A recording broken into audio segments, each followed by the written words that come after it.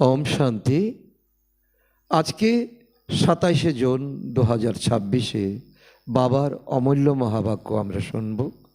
আজকের এই মহাবাক্যে বাবা বলেছেন, মন ও বুদ্ধিকে চারিদিকের আকর্ষণ থেকে সরিয়ে একাগ্র করে একমাত্র বাবার স্মরণে স্থির রাখা। এই সুন্দর অনুশীলন আমরা প্রতিদিন বাবার স্মরণে আমরা করি, কারণ 63 জন্ম ধরে মন ও বুদ্ধি চারিদিকে ছুটে বেড়ানোর অভ্যাস হয়ে গেছে। মন চঞ্চল ঘোড়া, মন কোনোভাবে বশ মানে না। আমরা ভক্তিতে বারবার আমরা দোষ দিয়ে এসেছি। মন বারবার তন মনাভব, জন মনাভব, ধন মনাভব হয়ে যায়। কখনো দেহ টানে, কখনো দেহধারীর টানে। আর বাবা বারবার আমাদের বলছেন মন মনাভব হওয়ার মন্ত্র। বুদ্ধির পরচিন্তন, পরদর্শন ও পরমতে চলার অভ্যাস হয়ে গেছে। আর বাবা আমাদের সচিন্তন, সদর্শন এবং শ্রীমতে চলার শিক্ষা প্রদান করছেন। কিন্তু নিয়মিত অনুশীলনের মাধ্যমে সব কাজই সম্ভব। Practice makes a man perfect. আমরা এই অভ্যাস করি, কল্পে কল্পে বারবার এই অনুশীলনের দ্বারা নিজেদের একাগ্র আমরা করছি। একমাত্র ওনার স্মরণে থেকেই নিজের বিকর্মর বিনাশ করছি।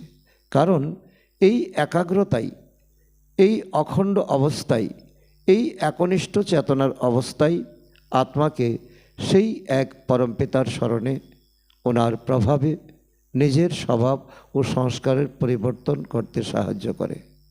একই সঙ্গে ভবিষ্যতের এক ধর্ম ও এক রাজ্যের প্রতিষ্ঠাতেও সহায়তা করে।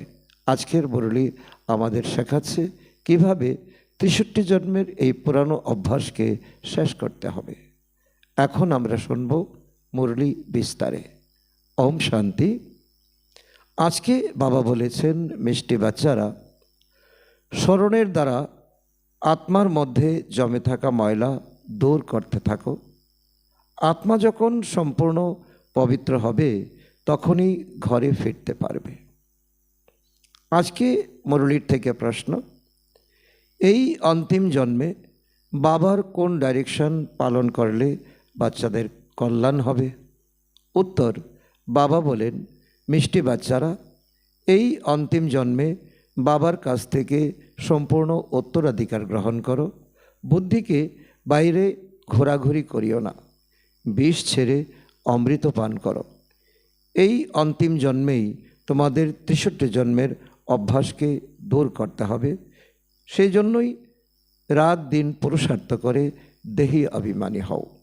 এই দেহ অভিমান থেকে দেহি অভিমানী অবস্থা তৈরি করা, এটাই আমাদের মেহনত। ওম শান্তি। শান্তিধাম হলো বিশ্রামপুরী। এই দুনিয়াতে সবাই ক্লান্ত হয়ে পড়েছে, সবাই চায় নিজের সুখধামে যেতে। সকলেই বলে আমরা মোক্ষ চাই। এই দুনিয়া আর ভালো লাগে না। স্বর্গকে দেখলে এই নরকের প্রতি ঘৃণা জন্মায়। তাই বাবা আমাদেরকে রোজ শিক্ষা দিচ্ছেন, এই পুরানো দুনিয়া থেকে, দেহধারী থেকে মন সরিয়ে এখন এক পিতা পরমাত্মার প্রতি লাগাও। বাচ্চারা বলে, বাবা তাড়াতাড়ি করো, এই দুঃখধাম থেকে আমাদের নিয়ে চলো, এমন দুনিয়াতে নিয়ে চলো যেখানে দুঃখ অশান্তির কোনো চিহ্নই থাকবে না। বাবাও বোঝান, বাবা বোঝান, বাচ্চারা এটা তো ছিছি দুনিয়া, এর নামই হলো ডেভিল দুনিয়া, অর্থাৎ নরক দুনিয়া, রৌরব নরক। তো এটা কি একটা ভালো শব্দ হলো? কারণ তোমরা ঈশ্বরীয় সন্তান, তোমরা থাকবে ডেভিল ওয়ার্ল্ডে। তাই পুরুষার্থ করো, তোমাদের সত্যযুগে যেতে হবে। কোথায় দেবী রাজ্য আর কোথায় ডেভিল বিশ্ব? এই ডেভিল দুনিয়ার প্রতি সবারই কে এসে গেছে? বিরক্তি এসে গেছে। কিন্তু ফিরে তো কেউ যেতে পারবে না, কারণ সন্ন্যাসীরা বা বিভিন্ন গুরু গোসাই যে মার্গ দেখাচ্ছেন সেই মার্গে চলে কেউ পরমধামে যেতে পারবে না। বাবা বলছে এটা ইম্পসিবল। তমপ্রধান তমপ্রধানতার খাদ জমে গেছে আত্মায়। এই খাদ আত্মা থেকে বের করার জন্য তোমরা পুরুষার্থ করছো, এবং পুরুষার্থ করা উচিত। যে ভালো পুরুষার্থী তার অবস্থা শেষে গিয়ে অতীব সুন্দর হয়ে উঠবে। এই পুরানো দুনিয়া শেষ হয়ে যাবে, অল্প সময় বাকি আছে। যতক্ষণ পর্যন্ত বাবা এসে না নিয়ে যাবেন ততক্ষণ কেউ ফিরে যেতে পারবে না। বাবা বারবার বলছেন, এই গুরু গোসাইদেরকেও উদ্ধার আমাকে করতে হয়। অহল্যা, কবজা আর মতো পাপী আত্মাদেরকেও আমাকে উদ্ধার করতে হয়। সুতরাং তোমরা কোনো অজুহাত দেবে না যে বাবাকে আমরা চিনতে পারিনি, বাবা আমাদেরকে বলেনি। এই দুনিয়া দুঃখে ভরা। এমন কোনো ঘর নেই যে ঘরে কোনো অশান্তি নেই, দুঃখ নেই, রোগ নেই। ঘরেও কোনো না কোনো দুঃখ লেগে থাকে, বাইরেও লেগে থাকে। বাচ্চারা, তোমাদের অন্তরে আছে না যে বাবা আমাদের দুঃখ থেকে মুক্ত করতে এসেছেন? কারণ এক বাবা, দ্বিতীয় আর কেউ নয়। যার মধ্যে দৃঢ় বিশ্বাস আছে সে কখনোই বাবাকে স্মরণের কথা ভুলে যাবে না। সময় করে চলতে ফিরতে, উঠতে বসতে বাবাকে স্মরণ করবে। ওনাকেই বলা হয় সবার দুঃখ হরণকারী, অর্থাৎ আমাদের মিষ্টি বাবা। দুঃখ হরণকারী, সুখ প্রদানকারী বাবা। বাচ্চারাই বাবাকে চিনেছে। যদি সবাই চিনে ফেলে তবে এত সংখ্যক মানুষ কোথায় বসবে? এ তো হতে পারে না। এখন দুনিয়াতে 850 কোটি লোক, সকলে মানবেও না আর সকলে বুঝবেও না। তাই ড্রামাতে যা নির্দিষ্ট আছে, নির্দিষ্ট পরিমাণ বাচ্চারাই এই জ্ঞান শুনবে। তারপর কখনো কি হয়, বাবার জ্ঞান শুনন্তি, আশ্চর্যবোধ শুনন্তি আর ভাগন্তি হয়ে যায়। সেই জন্য বাবা বলেন, তো এটা তো ড্রামাতে থাকে না, হতে পারে না সকলেই এসে এই জ্ঞান শুনবে। সেজন্য ড্রামাতেও ড্রামাকে সেইভাবে রচনা করা হয়েছে। কারণ অনাদি ড্রামা যে শ্রীমত অনুসারে চলে সেই উচ্চপদ পেতে পারে। এটাও ঠিক যে সাজা খেয়েও শান্তিধাম অথবা পবিত্র দুনিয়াতে যাবে। এই জন্য বাবা বলছেন যে অনেকে জ্ঞানের কাছাকাছি আসবে, বাবার কাছাকাছি আসবে, কিন্তু অন্তিম সময়ে তারা বাবাকে ছেড়ে চলে যাবে। তার জন্য তাদেরকে সাজা খেতে হবে। সাজা খেয়ে তারা পরম ধামে যাবে। কিন্তু উচ্চ পদ পাওয়ার জন্য বাবা কি বলছেন? পুরুষার্থ করতে হবে, তাই না? পবিত্রতা ছাড়া পবিত্র দুনিয়াতে কেউ যেতে পারবে না। যদি পবিত্র এখানে হয়ে বাবার সাথে আমরা যাই তাহলে সত্যযোগে অবশ্যই আমরা উচ্চ পদ পেতে পারি। বাবা অত্যন্ত নেশা আমাদেরকে চড়াচ্ছেন। এই যে বলে থাকে অমুকে জ্যোতিতে লীন হয়ে গেছে, মোক্ষ পেয়ে গেছে, এ তো হতেই পারে না। কারণ অবিনাশ ড্রামা, যারা সর্বপ্রথম সৃষ্টিতে এসেছে লক্ষ্মী নারায়ণ, তারাই ফিরে যেতে পারে না। সুতরাং আর কেউ কিভাবে ফিরে যেতে পারে? মনকে যদি প্রশ্ন করা হয় তো মন, বিবেক এটাই উত্তর দেবে। লক্ষ্মীনারায়ণ এদেরও 84 জন্ম সম্পূর্ণ হয়েছে। তারাও ড্রামার থেকে, তারা পার্ট থেকে তারাও কখনো রেহাই পেতে পারে না। তারা তো কখনো বলে না আমরা জ্যোতিতে লীন হয়ে যাব, আমরা মোক্ষতে চলে যাব, আর আসবো না দুনিয়াতে। তাদেরই যখন বারবার পুনর্জন্ম হয় তখন তাদের থেকে উচ্চ গুণসম্পন্ন আত্মা আর কেউ হতে পারে না। এখন ফিরে যাওয়ার জন্য তপস্যা করছে সবাই, এক বাবাকেই আহ্বান করে থাকে। লক্ষ্মীনারায়ণের আত্মাও এখানে পড়াশোনা করছে। ও গডফাদার, দুনিয়ার লোকে বলে ও গডফাদার, মুক্তিদাতা। গডফাদার হলেন দুঃখ হরণকারী এবং সুখ প্রদানকারী। কৃষ্ণ ইত্যাদি আরও যারা আছে তাদের তো আহ্বান করে না। খ্রিশ্চান হোক, মুসলমান হোক, সবাই ও গডফাদার বলে। তার মানে বাবা বলছেন আত্মা আহ্বান করে নিজের ফাদারকে। ফাদার মানে যে আমাদের আত্মার পিতা এবং আত্মার উত্তরাধিকার আমাদের প্রদান করবেন। ফাদার বলে যখন জানে যে আমরা আত্মাও একটা বস্তু যা বড় নয়, নক্ষত্রের মতো অতি সূক্ষ্ম। যেমন বাবার স্বরূপ তেমনি আত্মার স্বরূপ। তোমরা এমন বাবার মহিমা করে বলে থাকো, তিনি সত্য চিত্ত, জ্ঞানের সাগর, আনন্দের সাগর। তিনি সচ্চিদানন্দ। বাবার টাইটেলের কোনো রকম কম নেই, বাবার টাইটেলের কোনো অভাব নেই। তোমাদের আত্মাও ওনার মতো গুণসম্পন্ন হয়ে উঠতে হবে, আর এখন তোমরা হয়ে উঠছ। তোমাদের বুদ্ধিতে এখন সম্পূর্ণ সৃষ্টির আদি মধ্য অন্তের জ্ঞান আছে, আর কোনো মানুষেরই এই জ্ঞান নেই। সম্পূর্ণ ভারত, সম্পূর্ণ বিদেশ খুঁজে এসো, কারো জানা নেই। সকলেই বলে, ঋষিমুনিরা পর্যন্ত বলে যে আমরা জানি না, আমরা জানি না। আত্মা 84 জন্মের ভূমিকা পালন করে। 84 লক্ষ জন্মের তো কেউ বর্ণনা করতেও পারবে না। বাবা বলেন, তোমরা নিজের জন্মকেই জানো না, আমি এসে শোনাই। ব্রহ্মার আত্মাও ভুলে গেছিলেন, আমি এসে ওনাকে স্মরণ করিয়ে দিয়েছি। যেমন ব্রহ্মা জেনেছেন, তেমনি তোমরাও জানতে পারছো। তোমাদের ম্যাক্সিমাম 84 জন্ম হয়, সেই পুরুষার্থ করো যাহাতে তোমরা শতযুগের নাম্বার 1 পদ পেতে পারো। এইসব শোনার পরেও পাথর বুদ্ধি সম্পন্নরা বোঝে না যে 84 লক্ষ জন্ম হলে কিভাবে শোনাবে, কারণ এটা তো কখনোই মিলবে না, কখনোই এই বৃত্তান্ত কেউ ব্যাখ্যাই করতে পারবে না। এখন তোমরা জানো আমরা ব্রাহ্মণ, আমরা মুখবংশাবলী ব্রাহ্মণ। 84 জন্ম আমরা গ্রহণ করি। ব্রহ্মও 84 জন্ম নিয়েছে, বিষ্ণু 84 জন্ম নিয়েছে। ব্রহ্মা থেকে বিষ্ণু, বিষ্ণু থেকে ব্রহ্মা। লক্ষ্মী নারায়ণী 84 জন্ম নিয়ে তারপর ব্রহ্মা সরস্বতী হয়। এটাও বোঝার মতো বিষয়, তাই না? বাবা বলেন, প্রতি 5000 বৎসর পরে আমি এসে তোমাদেরকে এই রাজ্য জ্ঞান প্রদান করি, আমি তোমাদেরকে বোঝাই। 5000 বৎসরের এই চক্র।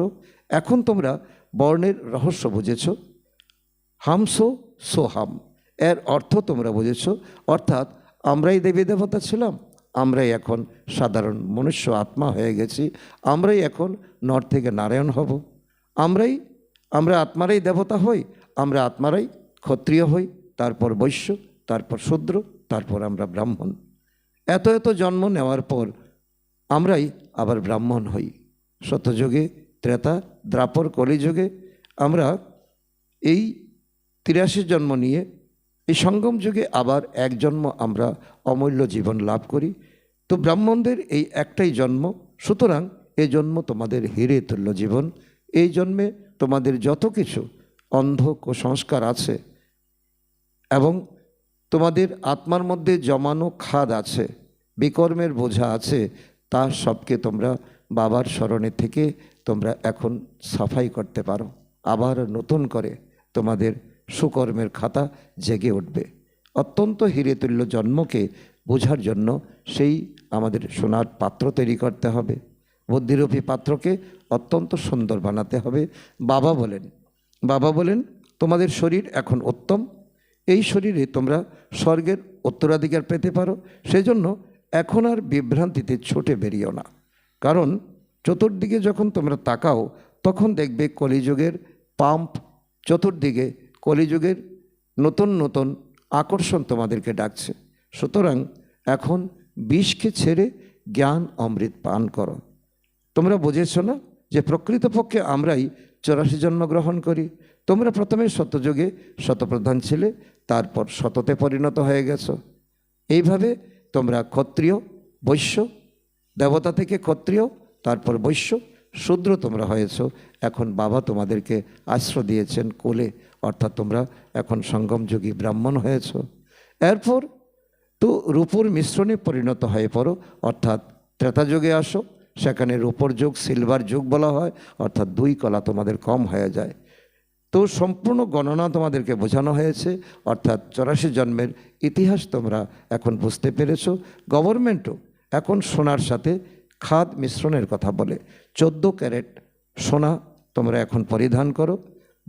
ভারতের মানুষ সোনার সাথে মিশ্রণ অশুভ মনে করে। যখন কোনো বিবাহ হয় তখন তারা আসল সোনা কিনতে চায়, আসল সোনা পরে। সোনার প্রতি ভারতের অগাধ ভালোবাসা। কেন? আমরা অতীতে আমরা শতযুগে ছিলাম, আমরা সোনার ব্যবহার খুবই অতিরিক্ত পরিমাণে ঈশ্বর আমাদেরকে উপহার দিয়েছিলেন, আমাদের অন্তরাত্মাতে আছে, তাই আমাদের সোনার প্রতি অগাধ ভালোবাসা। তো বাবা বলছেন ভারতের কথা জিজ্ঞাসা করো না। সত্যযুগে তোমাদের সোনার মহল ছিল, সোনার ইট ছিল, সেই ইট দিয়ে তোমাদের ঘর বাড়ি তৈরি হতো। তোমাদের যেমন ইটের স্তূপ রয়েছে, ঠিক তেমনই সোনো ও রূপার সোনা ও রূপার স্তূপ থাকবে। তার রহস্য বাবা বলছেন এটা কোনো কাহানি নয়, কারণ সারা বিশ্বে এখন 850 কোটি লোক আছে। সকলের ধন সম্পদ এখন যে কোনো প্রাকৃতিকভাবে তো ভারতে এসে জমা হবে, তোমাদের কাছে এসে সৌগাত রূপে তোমাদের কাছে এসে তো এখন গিফট রূপে বাবা তোমাদের কাছে হাজির করবে। আর তোমরা এটাকে ইট বানিয়ে এবং সোনার মহলে বিভিন্ন গ্রহ রত্ন দিয়ে সাজিয়ে তোমরা সেই ঘরে বসবাস করবে।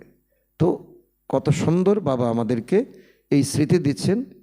ওরা মায়া সম্পর্কে নাটক দেখায়। কোনো ব্যক্তি সোনার ইট দেখে ভেবেছিল সেগুলো সঙ্গে করে নিয়ে আসব। যখন সেগুলি নিতে নেমেছিল তো দেখলো কিছুই নেই। অর্থাৎ বাবা বলছেন যে মায়া মছন্দর অনেক রকম আমাদেরকে প্রলোভন দেখায়। অর্থাৎ অনেক সময় আমরা যোগ অর্থাৎ স্মরণকে বাদ দিয়ে আমরা ধ্যানে যাই। ধ্যানে গিয়ে আমরা অনেক কিছু অলৌকিক দেখি, কিন্তু এর মধ্যে তাৎপর্য অবশ্যই কিছু আছে। কন্যারা বুঝতে পারে তারা আবার স্বর্গে যাচ্ছে, কারণ বাবা বলে এখন ধ্যান থেকে তোমাদের যোগ অর্থাৎ স্মরণ অত্যন্ত ইম্পর্টেন্ট। বাবা বলছে কন্যারা বুঝতে পারে তারা স্বর্গে যাচ্ছে। যদি তাদের স্বামী কষ্ট দেয় তবে তারা ভিতরে ভিতরে কাঁদে, সহ্য করে, ভাবে কখন সুখধামে যেতে পারবো। বাবাকে বলে বাবা তাড়াতাড়ি করো। বাবা বলেন বাচ্চারা তাড়াতাড়ি কিভাবে করব? প্রথমে তোমরা যোগবল দ্বারা নিজের আত্মার ময়লা তো বের করো, যোগের যাত্রায় থাকো। বাবা তোমাদের ধৈর্য ধরতে শেখান। সবাই আহ্বান করে বাবাকে বলে হে পতিত পাবন এসো, আমাদের এমন সুন্দর দুনিয়াতে নিয়ে চলো যেখানে দুঃখের কোনো নাম নিশান থাকবে না। মহিমা করে বলে সবার সদ্গতিদাতা একজনই, অকাসুর বকাসুর এসব কথা এই সঙ্গম যুগের। এটা হলো আসরি দুনিয়া, নরক দুনিয়া, রৌরব নরক। সুতরাং বাবা বসে বোঝান আমি কল্পে কল্পে সঙ্গম যুগে আসি, যখন সম্পূর্ণ বৃক্ষ জরাজীর্ণ অবস্থায় পরিণত হয়। কারণ সত্যযুগ ত্রেতার যে সঙ্গম যুগ, তখন বৃক্ষ জরাজীর্ণ হয় না, তারপরেও হয় না। যখন কলিযুগ এবং সত্যযুগের এই প্রাক্কালে যখন সঙ্গম যুগ, তখনই বৃক্ষ পুরোপুরি একেবারে জর্জরীভূত অবস্থা হয়ে যায়, বৃদ্ধ অবস্থায় চলে আসে। তখনই বাবা বলেন আমি আসি ব্রহ্মার শরীরে। তোমরা জানো সত্যযুগে প্রতিটি জিনিস শতপ্রদান হয়। এখানে এত যে পশু পাখি ইত্যাদি রয়েছে, তো এত সব সত্যযুগে থাকবে না, কারণ এখন পশু পাখি তো অনেকেই মানুষকে ক্ষতি করে। তাই শতযুগে সুখদায়ী পশু পাখি থাকবে, বড় বড় মানুষদের চারপাশ অত্যন্ত পরিষ্কার পরিচ্ছন্ন থাকবে, তাদের বাসস্থান পরিবেশ আসবাবপত্র খুবই সুন্দর হবে। তোমরাও উচ্চ দেবী দেবতায় পরিণত হবে। তো ওখানে কোনো ছেঁচি বস্তু থাকতে পারে না। এমন নয় যে দেবতাদের অঙ্গন কোনো পশু পাখি গিয়ে তো নষ্ট করবে, ময়লা করবে। এখানে কত রকমের অসুখ, কত নোংরা চারিদিকে হয়ে চলেছে। বিভিন্ন প্রকারের জলবাহিত, বিভিন্ন প্রকারের বায়ুবাহিত রোগে অনেক মানুষ মারা যাচ্ছে, অনেক মানুষ আক্রান্ত হচ্ছে। গ্রামে এত নোংরা থাকে না, বড় বড় শহর ভীষণ নোংরা, কেননা অসংখ্য মানুষের বসবাস, থাকার জায়গা নেই। তোমরা সম্পূর্ণ বিশ্বের মালিক হয়ে উঠবে, তোমাদের থাকার জায়গা অফুরন্ত থাকবে। তোমরা পুরোপুরি তোমরা অক্সিজেন নিতে পারবে, তোমাদের একেবারে কোনো রকম শ্বাস প্রক্রিয়ায় কোনো রকম অসুবিধা হবে না। মানুষ মহিমা করে থাকে ব্রহ্মা মহাবিশ্বে বিদ্যমান, বিষ্ণু মহাবিশ্বে বিদ্যমান, তো এবং 9 লক্ষ নক্ষত্র মহাবিশ্বে বিদ্যমান। ব্রহ্মা থেকে বিষ্ণু, তো বিষ্ণুর সাথে তারাও রয়েছে। যারা স্বর্ণযুগে দেবী দেবতাতে পরিণত হন, এবং অল্প সংখ্যক মানুষই থাকবে সেখানে, আত্মা থাকবে। কল্পবৃক্ষ প্রথমে ছোট থাকে, তারপর ধীরে ধীরে বৃদ্ধি পেতে থাকে। তো বাবা বলছে যে তোমরা দাপর যুগ থেকে ভক্তি করে এসেছো, তো যাই কিছু তোমরা ভক্তি করেছো, এখন সঙ্গম যুগে তার অর্থ তোমরা বুঝতে পেরেছ। শতযুগে অল্প সংখ্যক দেবী দেবতারা তারা মিষ্টি নদীর পাড়ে বসবাস করবে, অর্থাৎ যমুনা নদীর পাড়ে বসবাস করবে। এখানে তো নদী থেকে অনেক খাল তৈরি হয়েছে, ওখানে কোনো খাল থাকবে না। যেখানে হাতে গোনা কিছু মানুষ থাকবে, প্রকৃতি তোমাদের বন্ধু থাকবে, পশু পাখি তোমাদেরকে মিষ্টি শব্দে তোমাদেরকে ঘুম পাড়াবে এবং ঘুম থেকে জাগাবে। গঙ্গা এবং যমুনা এই অল্প সংখ্যক মানুষের জন্য যথেষ্ট। তারা সবাই এই নদীর ধারে কাছে বসবাস করবে। পাঁচ তত্ত্ব সেখানে দেবতাদের দাস হয়ে যায়। কখনোই অকালে বৃষ্টিপাত হয় না। এই সময় যখন কলিযুগে অকাল বৃষ্টিপাতে অনেক ক্ষয়ক্ষতি হচ্ছে, ফসল ক্ষয়ক্ষতি হচ্ছে, বন্যায় মানুষের ঘরবাড়ি তো ভাসিয়ে নিচ্ছে। কিন্তু শতযুগে এমন হবে না। নদী কখনো উপচে পড়বে না, তার নামই যে স্বর্গ। মানুষ বলে থাকে স্বর্গের আয়ু 1,00,000 বছরের। ঠিক আছে, তবে বলো সেখানে কারা রাজত্ব করত? এই কথা কোনো শাস্ত্রে উল্লেখ নেই, কারো কাছে সেই তথ্য নেই। কত গল্প বলে থাকে ওরা। তোমরা জানো আমরা পূর্বকল্পের মতোই ভূমিকা পালন করছি। আমরা এখন নিশ্চয় বুদ্ধিসম্পন্ন হয়েছি। আমরাই আগামী জন্মে দেবী দেবতা হতে চলেছি। এই রুদ্র জ্ঞান যজ্ঞে অনেক রকম অসুর বিঘ্ন সৃষ্টি করবে। মানুষ মনে করে অসুররা ওপর থেকে আবর্জনা এবং গোবর ইত্যাদি নিক্ষেপ করে, কিন্তু তা নয়। তোমরাও দেখছো কত বিঘ্ন সৃষ্টি হয়। ভগবান যখন এই সৃষ্টিকে শতপ্রধান করছেন এবং মনুষ্য আত্মাকে তমপ্রধান থেকে শতপ্রধান করছেন, তখন তোমাদেরকে বাধা দেওয়ার লোকের কোনো অভাব নেই। অবলাদের উপর কত অত্যাচার হয়, তবেই তো পাপের ঘোড়া তাদের পূর্ণ হবে, তাই না? বাবা বলেন কিছু তো সহ্য করতে হবে। অবলারা যারা সহ্য করে তাদেরও কর্মের ফল। তোমরা বাবাকে আর উত্তরাধিকারকে স্মরণ করতে থাকো। মার খাওয়ার সময়ও বুদ্ধির স্মরণ করো, বুদ্ধিতে স্মরণ করো শিব বাবা। শিব বাবা, আমি যেন সহ্য করতে পারি, কারণ আমার বিকর্মের ফল এখন আমি ভোগ করছি। কর্মভোগকে মানতেই হবে। তোমাদের বুদ্ধিতে তো জ্ঞান আছে। কাউকে ফাঁসি কাটে চড়াবার সময় পাদ্রী বলে থাকে গডফাদারকে স্মরণ করো। এমনটা বলবে না যে ক্রাইস্টকে স্মরণ করো, কারণ তাদেরও বুদ্ধিতে আছে যে গডফাদার একজন ইশারা গডের প্রতি থাকে। তিনি এত মিষ্টি যে সবাই তাকেই স্মরণ করে। আমরা বলি হে ঈশ্বর, হে পতিত পাবন, তারা বলে ও গডফাদার। মুসলিমরা বলে হে আল্লাহ। তো আত্মাই স্মরণ করে। দেহি অভিমানী হওয়ার মধ্যেই পরিশ্রম আছে। এত জন্মে তোমরা কি হয়েছ? মায়া রাবণের দাস হয়েছ। দেহ অভিমানে তোমরা ছিলে। এখন এই এক জন্মে ওই আধা কল্পের অভ্যাস মিটিয়ে ফেলতে হবে। তোমরা জানো দেহি অভিমানী হতে পারলে আমরা স্বর্গের মালিক হতে পারবো। কত উচ্চ প্রাপ্তি, তাই না? সুতরাং দিন রাত এই পরিশ্রম, এই চেষ্টাই তোমাদের করা উচিত। মানুষ ব্যবসা ইত্যাদি কাজ কারবারে কত পরিশ্রম করে। যখন তারা উপার্জন করে তো তাড়াহুড়ো করে না বা উদাস হয় না। কখনো তারা উদাস হয় না। তো কেননা এত অর্থ উপার্জনের পেছনে শোক আছে।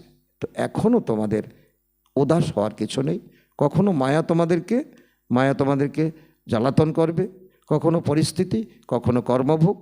তাতে ক্লান্ত হওয়ার কিছু নেই, উদাস হওয়ার কিছু নেই। ক্লান্ত হওয়ার প্রশ্নই ওঠে না। বাবাও অর্থাৎ ব্রহ্মা বাবা অনুভবী, তাই না? রাতে স্টিমার এলে মানুষ পণ্য কিনত।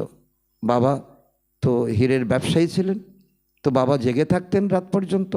দোকানদার গ্রাহকের পকেট খালি না করা পর্যন্ত ছাড়ত না। শিব বাবা এমনই একজন অনুভবী রথ কিনে নিয়েছেন। এর সব কিছুর অভিজ্ঞতা আছে। তিনি ছিলেন ব্রহ্মা বাবার কথা বলা হয়েছে। যখন তিনি ব্রহ্মা হয়ে ওঠেননি, তিনি ছিলেন গ্রামের বালক। ব্রহ্মা বাবা ছিলেন গ্রামের বালক। তিনি 10 আনাতে 1 মণ শস্য বিক্রি করতেন। এখন দেখো তিনি বিশ্বের মালিক হতে চলছেন। তো সেই সঙ্গে তো আমরা যারা বর্তমানে রয়েছি, আমরা কত দুর্মূল্য জগতের মধ্যে আমরা আছি। এখন জিনিসপত্র আকাশ ছোঁয়া, আর আমরা যাব শতযুগে, সেখানে জিনিসের কোনো রকম মূল্যই থাকবে না। তো এই সুন্দর দুনিয়াতে যাওয়ার জন্য এখন বাবা আমাদেরকে সামনে কি দিচ্ছেন, যে তোমাদের সামনে এখন ভিজুয়ালাইজ করো শতযুগ দুনিয়া, বাবাকে স্মরণ করো, পরমধামকে স্মরণ করো। তো ব্রহ্মা বাবা একদম গ্রাম্য ছিলেন। তারপর যখন অবস্থা ফিরল, সম্পূর্ণ জুয়েলারি ব্যবসায় ডুবে গেলেন। তখন কেবল জুয়েলারির কথা, বাবা বাবা ভাইসরয় ইত্যাদির মহলে এমনভাবে যেতেন যেন সেটা নিজের বাড়ি। বাবাকে সবাই ভালোবাসতো। এ হলো রাজকীয় ব্যবসা, আর একে বলে অবিনাশী জ্ঞানরত্ন। তো বাবা হীরের অর্থাৎ জড় হীরের ব্যবসা করতেন, আর এখন বাবা অবিনাশী জ্ঞানরূপী হীরা আমাদেরকে দিচ্ছেন। এই জ্ঞান যত বুদ্ধিতে ধারণ করবে ততই পদমপতি হয়ে উঠবে। শিব বাবাকে বলা হয় সৌদাগর, রত্নাগর। ওনার মহিমা করা হয়, তারপর বলে ভক্তিতে যে উনি সর্বব্যাপী। মহিমা করার পর এত গ্লানি করা হয়, ভক্তি মার্গে কি দুরবস্থা হয়ে গেছে দেখো। বাবা বলেন যখন ভক্তি সম্পূর্ণ হয়ে যায় তখন ভক্তদের রক্ষা করতে বাবা আসেন। অতি ভক্তি কারা করে এটাও প্রমাণ হয়ে যায়। সবথেকে বেশি ভক্তি তোমরা ঘরে থাকো, এবং তারাই এখানে এসে সর্বপ্রথম ব্রাহ্মণ হয়। বাবা আমাদের সেই পূর্ব পরিচয় দিচ্ছেন, আমরা কোথায় ছিলাম, আবার কোথায় যাব। তারপর বাবার কাছ থেকে অবিনাশী উত্তরাধিকার গ্রহণ করতে থাকো। পুনরায় পূজ্য হওয়ার জন্য তোমরা পুরুষার্থ করো। রাবণ তোমাদেরকে পূজারী বানিয়ে দিয়েছে, পূজ্য বাবা পূজ্য করে তোলেন। তো রাবণ তোমাদেরকে অভিশাপ দেয়, বাবা তোমাদেরকে পুরস্কার দেয়। এটাই ভগবানুবাচ। ভগবান একজনই, দু তিনজন ভগবান কখনো হতে পারে না। গীতা ভগবানের বলে মহিমা করা হয়েছে। শিব ভগবানুবাচর পরিবর্তে কৃষ্ণের নাম রেখে দেওয়া হয়েছে, কারণ কত পার্থক্য হয়ে গেছে একটা অক্ষরের কারণে। কারণ এটাও ড্রামাতে লিপিবদ্ধ, ভক্তিমার্গ, জ্ঞানমার্গ। এই এক অক্ষরকে যারা জীবনে রিপ্লেস করতে পারবে যে কৃষ্ণ ভগবান নয়, শিব বাবাই ভগবান, তাদের জীবনেই লটারি লাগবে। তো বাবা বলছেন, তো এখন তোমরা আহ্বান করছো, আহ্বান করে তোমরা বলছো হে পতিত পাবন এসো। এখন তোমরা জেনে গেছো সেই পতিত পাবন আমাদের দুয়ারে এসে গেছে, বা আমরা পতিত পাবনের দুয়ারে এসে গেছি। এই আত্মা পরমাত্মার মিলন। বাবা পবিত্র করে তোলেন, রাবণ পতিত করে। সুতরাং বোঝার জন্য কতটা বুদ্ধি থাকা চাই। শ্রীমৎ শ্রেষ্ঠ থেকে শ্রেষ্ঠ মত এক বাবাই দিয়ে থাকেন, বাবা শ্রীমত দিয়ে থাকেন। এই লক্ষ্মীনারায়ণ স্বর্গের মালিক বাবার শ্রীমতের আধারই হয়েছে। সুতরাং এখন যখন ব্রহ্মা, মাস্টার ব্রহ্মা আমরা হয়েছি, ব্রাহ্মণ মুখবংশাবলী ব্রাহ্মণ হয়েছি, তো আমাদেরও এই পুরুষার্থ করতে হবে যে আমরাও যেন খুব শীঘ্রই শতযুগের মালিক হতে পারি। আচ্ছা, মিষ্টি মিষ্টি হারানিধি বাচ্চাদের প্রতি মাতা পিতা বাপদাদার স্মরণের স্নেহসুমন আর সুপ্রভাত। আত্মাদের পিতা তার আত্মারূপী বাচ্চাদের জানাচ্ছেন নমস্কার। আমরা আত্মারূপী সন্তানরা আমাদের মাতা পিতা বাপদাদাকে জানাই স্মরণের স্নেহসুমন, সুপ্রভাত ও নমস্কার। ধন্যবাদ বাবা, ধন্যবাদ। আজকের মুরলী থেকে ধারণার জন্য মুখ্যসার 1 নম্বর, এই একটা জন্মে 63 জন্মের পুরনো দেহ অভিমানের অভ্যাস মিটিয়ে ফেলার জন্য পুরুষার্থ করতে হবে। দেহি অভিমানী হয়ে স্বর্গের মালিক হতে হবে। নাম্বার 2, এই হিরেতুল্য উত্তম জন্মে বুদ্ধিকে এদিক ওদিক বিচরণ করতে দেওয়া উচিত নয়, শতপ্রদান হতে হবে। অত্যাচারকে সহন করে বাবার কাছ থেকে সম্পূর্ণ উত্তরাধিকার নিতে হবে। আজকে বাপদাদার মধুর বরদান আমাদের বাচ্চাদের প্রতি। সাকার বাবার সমান নিজের প্রতিটি কর্মকে যোগ্য, স্মরণযোগ্য বানানোর আধার মূর্তি আর উদ্ধার মূর্তি ভাব। তার অর্থ বাবা বলেছেন, যেরকম সাকার বাবা নিজের প্রত্যেক কর্ম স্মরণযোগ্য বানিয়েছেন, সেরকম তোমাদের সকলের প্রতিটি কর্ম স্মরণিক তখন হবে যখন নিজেকে আধারমূর্ত, উদ্ধারমূর্ত মনে করে চলবে। যে নিজেকে বিশ্ব পরিবর্তনের আধারমূর্ত মনে করে তাদের প্রতিটি কর্ম উচ্চ হয়, আর বৃত্তি দৃষ্টিতে যখন সকলের কল্যাণ ভাবনা থাকবে তখন প্রত্যেক কর্ম শ্রেষ্ঠ হয়ে যায়। এই রকম শ্রেষ্ঠ কর্ম স্মরণিক হয়ে যায়। আমরাও ব্রহ্মার মতো মাস্টার ব্রহ্মা হয়ে যাব। আজকের স্লোগান, সত্যতার শক্তিকে ধারণ করার জন্য সহনশীল হও। আজকের অব্যক্ত ইশারা, সদা হাসি খুশি থাকার জন্য নিজের নেচারকে সরল বানাও, সহনশীল হও। এর অন্তর্গত বাবা বলেছেন, এই সহজ যোগী জীবনে যদি মুশকিলের অনুভব হয় তাহলে সহজ রাজ্য কিভাবে করবে। এখানকার সংস্কারই সেখানে নিয়ে যাবে। দেখো, তোমাদের স্মরণিক রূপে দেবতাদের যে চিত্র বানায় তাদের মুখমণ্ডলে সরলতা অবশ্যই দেখায়। তো যে যতটা সহজ পুরুষার্থী হবে, তার মনসাতেও সরলতা, বাণীতেও সরলতা, কর্মেও সরলতা হবে, তাদেরকেই ফরিস্তা বলা হবে। আচ্ছা, ওম শান্তি।